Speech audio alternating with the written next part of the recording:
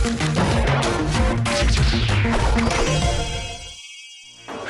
位观众朋友，大家好，欢迎收看《高高讲哈尾》。呢個民族今年按慶送嘅來到關西嘅老街兩尾呢有一個市集，裡面賣有很多創意的手作商品呢。現在呢就跟着明珠來去逛逛吧。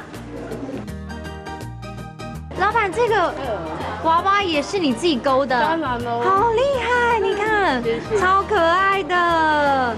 很强哎，好厉害哦！带带看，謝謝。这样子吗？是的，來，姐姐給你照。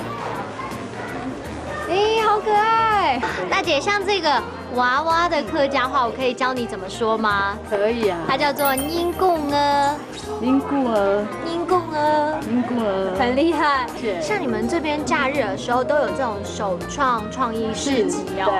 對。哎，真的是很棒，而且不像是一般的老街，这边感觉特别的很恬静、很慢活这样。 我喜欢这种氛围比较安静的，对，觉得很舒服。像这个市集啊，这么的棒。像客家话里面呢，讲市集或者市场，客家话讲法就叫做死冲。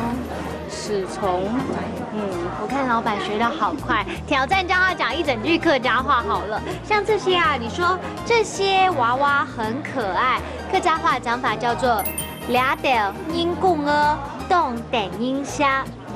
俩点英固儿冻等音虾，很厉害耶！你就可以用这句话来那个拐当关西在地的客家人。真的吗？好。Hello， 各位观众朋友们，哇，我今天来到关西老街，看到这位老板娘手真的好巧哦，3两下就编出一顶帽子，一个娃娃，真的好厉害。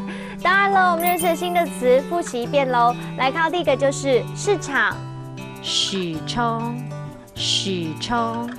第二个呢就是娃娃，英贡儿，英贡儿。第三个来学到一整句话，就是这些娃娃很可爱。俩del英贡儿冻等音虾，俩del英贡儿冻等音虾。